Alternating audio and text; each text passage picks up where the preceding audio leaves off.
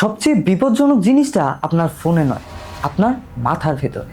একটা অদ্ভুত বিষয় কি কখনো খেয়াল করেছেন? আপনি কখনো পরিকল্পনা করেন না যে আজ 1 ঘন্টা ফেসবুকে কাটাবেন। আপনি শুধু বলেন 2 মিনিট দেখি।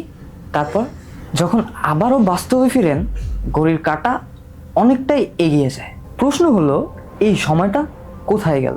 আরো বড় প্রশ্ন, এটা কি সত্যি আপনার সিদ্ধান্ত ছিল, নাকি আপনি এমন একটি খেলায় অংশ নিচ্ছেন যার নিয়ম আপনি কখনো পড়েই দেখেননি? ফেসবুক শুধু একটা অ্যাপ নয়, এটা এমন একটা সিস্টেম যার মূল লক্ষ্য আপনাকে যত বেশি সম্ভব সময় স্ক্রিনে ধরে রাখা। কারণ আপনি যখন স্ক্রল করেন, আপনি শুধু কন্টেন্ট দেখেন না, আপনি আপনার মনোযোগও দিয়ে দেন। আর আজকের পৃথিবীতে মনোযোগই সবচেয়ে দামি সম্পদ। কারণ টাকা হারালে আবার উপার্জন করা যায়, কিন্তু যে সময় চলে যায় সেটা কখনো ফিরে আসে। একবার নিজের গত 1 সপ্তাহের কথা ভাবুন। কতগুলো ভিডিও মনে আছে, কতগুলো পোস্ট মনে আছে? হয়তো খুবই কম, কিন্তু সময় সেটা তো চলেই গেছে। এটাই সবচেয়ে ভয়ের বিষয়, সময় কখনো চুরি হয় না, ধীরে ধীরে ফসকে যায়। আর মানুষ এটা বুঝতে পারে যখন অনেক দেরি হয়ে যায়। আরও একটা বিষয় আছে যেটা আমরা প্রায় কেউ বুঝতেই পারি না।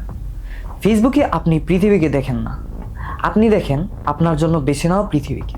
আপনি যেসব ভিডিওতে থামেন, যেসব বিষয়ে আগ্রহ দেখান, সিস্টেম ধীরে ধীরে সেগুলোকে আরো বেশি দেখাতে শুরু করে।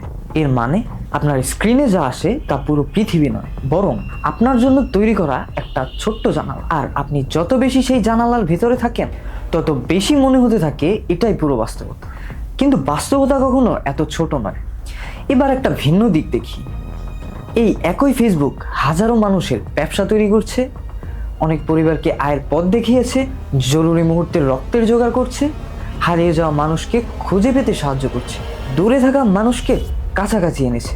অর্থাৎ সমস্যা প্ল্যাটফর্মের নয়, সমস্যা তখনই শুরু হয় যখন আমরা উদ্দেশ্য নিয়ে ঢুকি আর উদ্দেশ্য ছাড়াই বের হয়ে আসি। তাহলে সমাধান কি ফেসবুক ছেড়ে দেওয়া? না, বরং ফেসবুক ব্যবহার করার আগে নিজের উদ্দেশ্য ঠিক করুন। কেন ঢুকছেন, কি করবেন, কতক্ষণ থাকবেন? এই 3টা প্রশ্নের উত্তর যদি আগে থেকেই জানা থাকে, তাহলে সিদ্ধান্তটা আপনার হাতে থাকবে। নইলে সিদ্ধান্ত নেবে আপনার অভ্যাস, আর অভ্যাস চুপচাপ মানুষের জীবন বদলে দেয়। শেষ করার আগে একটা শেষ প্রশ্ন, আপনি যখন পরের বার ফেসবুক খুলবেন, আপনি কি জানবেন কেন খুলছেন, নাকি আঙুল নিজে থেকেই সেই নীল আইকনের উপর গিয়ে থামবে? এই প্রশ্নের উত্তর আমি জানি না, কিন্তু আপনি জানবেন হয়তো। ধন্যবাদ।